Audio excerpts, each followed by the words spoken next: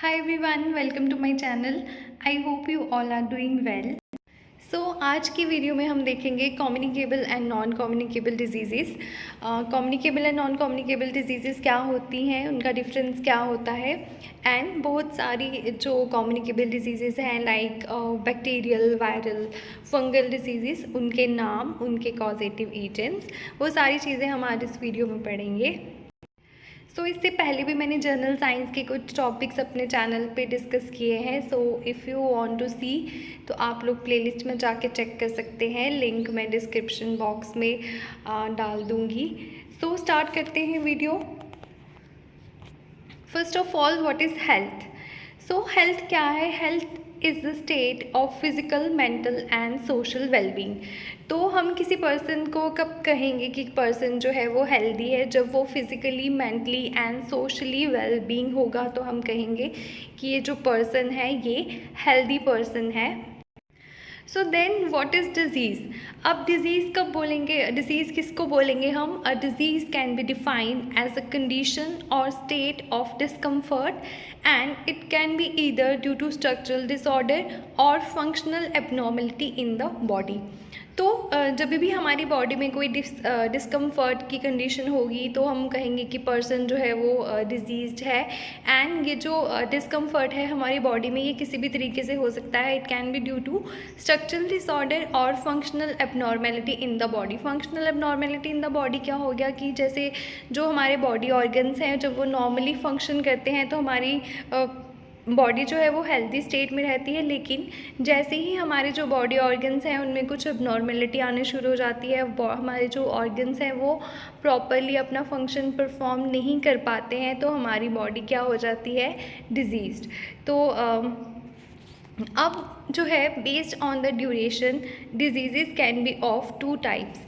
अब ड्यूरेशन की बेसिस पे कि कौन सी डिजीज़ जो है वो कितने टाइम के लिए एक पर्सन में रहती हैं, उसके बेसिस पे डिजीज़ को दो टाइप्स में डिवाइड किया गया है, that is acute disease and chronic disease. तो एक्यूट डिजीज़ कौन सी हैं? An acute disease is such a type of disease which occurs for a short interval of time. An acute disease, if not treated properly, can eventually become a chronic disease. तो acute disease कौन सी disease होती हैं जो कि बहुत ही short interval के लिए एक पर्सन में रहती हैं, एंड लेकिन अगर हम एक्यूट डिजीज़ को प्रॉपरली ट्रीट ना करें तो वो जो डिजीज़ हैं वो भी क्रॉनिक डिजीज़ में कन्वर्ट हो जाती हैं।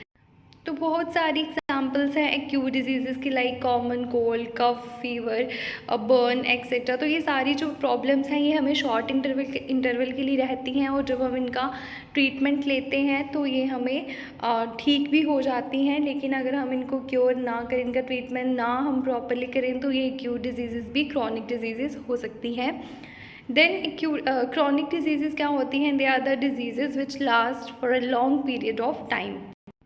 तो जो डिजीज़ आपको लंबे समय तक के लिए रहती हैं उनको हम कहते हैं क्रॉनिक डिजीज़, जैसे कि बहुत सारी कार्डियोवास्कुलर डिजीज़ होगी, रीनल डिसऑर्डर्स हो गए, हार्ट एंड किडनीज़ की जो प्रॉब्लम होगी, और भी बहुत सारी जो प्रॉब्लम जो हमें लास्ट ज़्यादा टाइम के लिए रहती हैं उनको हम कहते हैं chronic disease.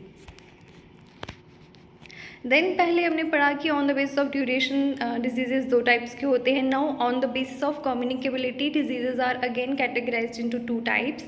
One is communicable और infectious disease and another one is non communicable और नॉन इन्फेक्शियस डिजीज़। तो कम्युनिकेबल डिजीज़ को इन्फेक्शियस डिजीज़ भी कहा जाता है, एंड नॉन कम्युनिकेबल डिजीज़ को नॉन इन्फेक्शियस डिजीज़ भी कहा जाता है। देन कम्युनिकेबल डिजीज़ अब हम देखेंगे कम्युनिकेबल डिजीज़ क्या होती हैं। They are those disease which can be transferred from one individual to another, and at times communicable disease are refer to as transmissible disease और इन्फेक्शियस डिजीज़। तो communicable disease क्या होती हैं? जो एक इन्फेक्टेड पर्सन से दूसरे हेल्दी पर्सन में ट्रांसफ़र होती हैं तो उनको हम कहते हैं कम्युनिकेबल डिजीज़, एंड इनको हम ट्रांसमिसिबल डिजीज़ भी कहते हैं या इन्फेक्शियस डिजीज़ भी इनको कहा जाता है। And typically it is caused by pathogens such as viruses and bacteria. For instance, diseases such as AIDS, malaria, dengue, etc. they are communicable diseases as they can be passed. तो mostly जो communicable disease हैं ये बहुत सारे pathogens की वजह से होती हैं, जैसे कि viruses and bacteria.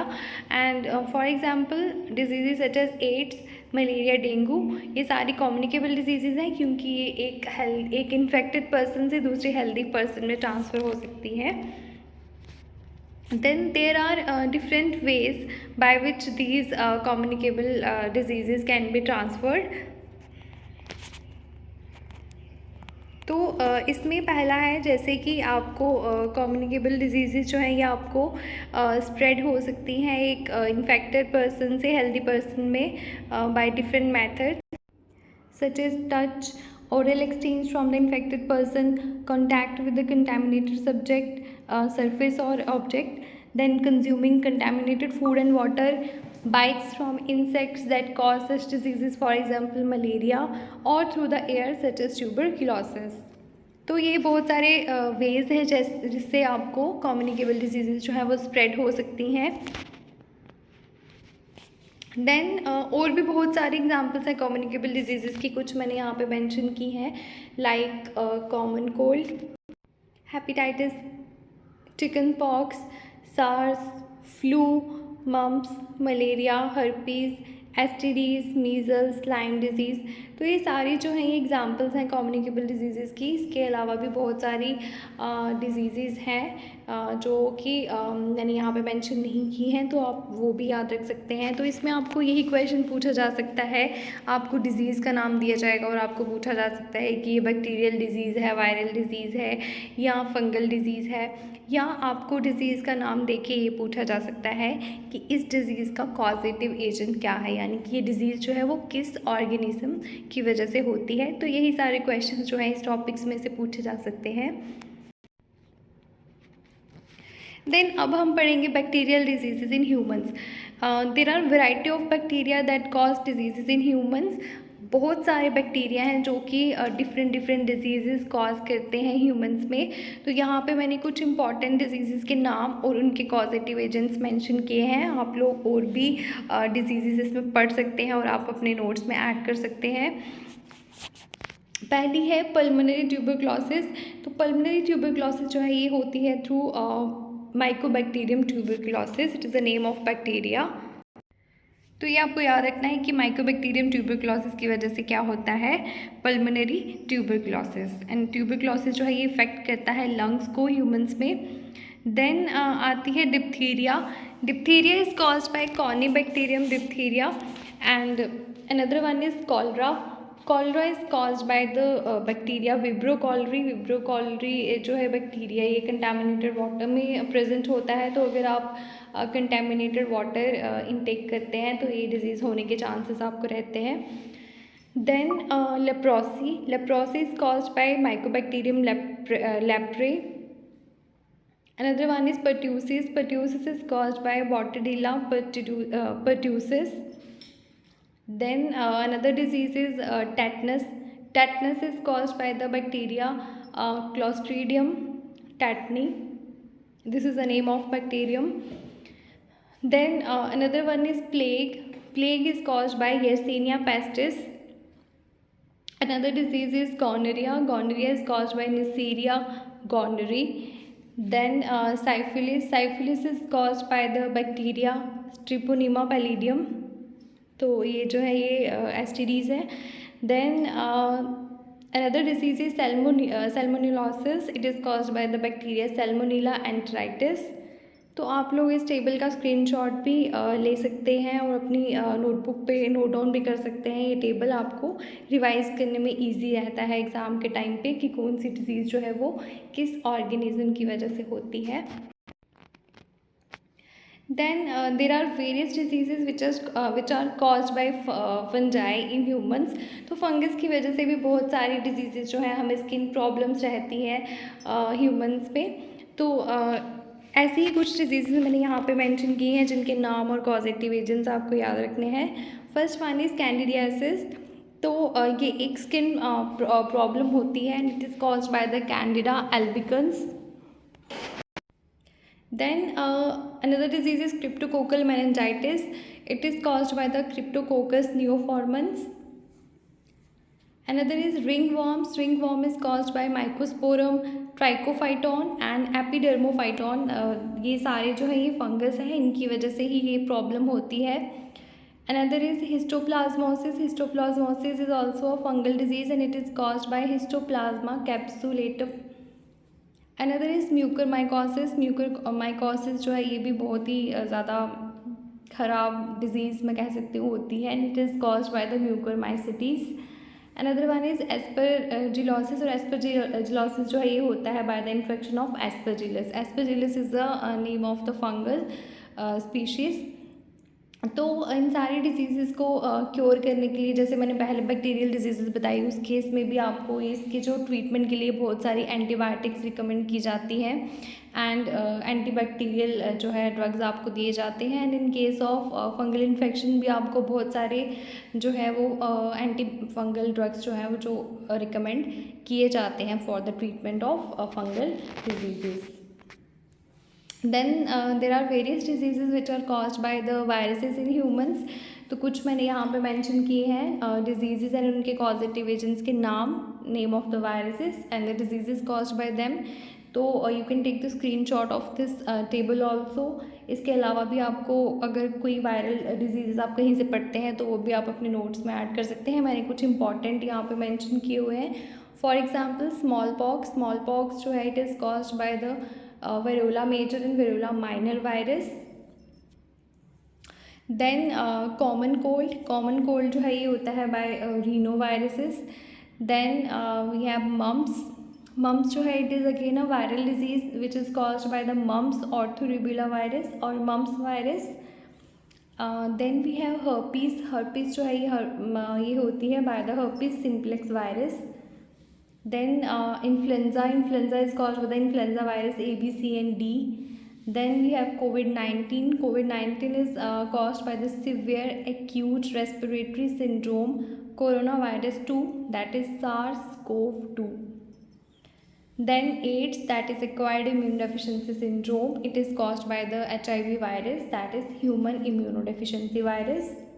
Another viral disease is polio, and polio is caused by the polio virus और इंटेरोवायरस सी. तो ये थी कुछ viral diseases. Then we have some diseases which are caused by protozoans in humans. तो कुछ diseases होती हैं जो कि प्रोटोजोन्स जो है वो कॉज करते हैं ह्यूमंस में. For example African sleeping sickness. तो अफ्रीकन स्लीपिंग सिकनेस जो है it is caused by the trypanosoma brucei. Then next one is malaria. Malaria is caused by the plasmodium. Various species of plasmodium are responsible for the malaria. Then leishmaniasis. Leishmaniasis is caused by leishmania. It is again a protozoic organism. Then we have amoebiasis. Amoebiasis किसकी वजह से होता है? by Entamoeba histolytica. Then we have Chagas disease. It is caused by Trypanosoma cruzi. Then we have toxoplasmosis. It is caused by Toxoplasma gondii. So ये थी कुछ protozoic disease. Then we have the disease which are caused by helminths in humans. कुछ disease होती हैं जो कि helminths की वजह से होती हैं. For example first one is ascariasis. Ascariasis is caused by ascaris lumbricoides. Then we have elephantiasis और फाइलेरियासिस. ये आप पिक्चर में भी इसकी देख सकते हैं. ये इसकी पिक्चर है एलिफेंटियासिस की और फाइलेरियासिस की. इसमें ये कंडीशन हो जाती है किसी पर्सन की, and it is caused by the wuchereria bancrofti and wuchereria malayi. ये जो दोनों हैं ऑर्गेनिज्म ये रिस्पॉन्सिबल होते हैं इस डिज़ीज़ के लिए. Another one is schistosomiasis. It is caused by schistosoma mansoni. This is the name of the organism which is responsible for this disease. Then we have trichinosis, cirrhosis, enterobiosis.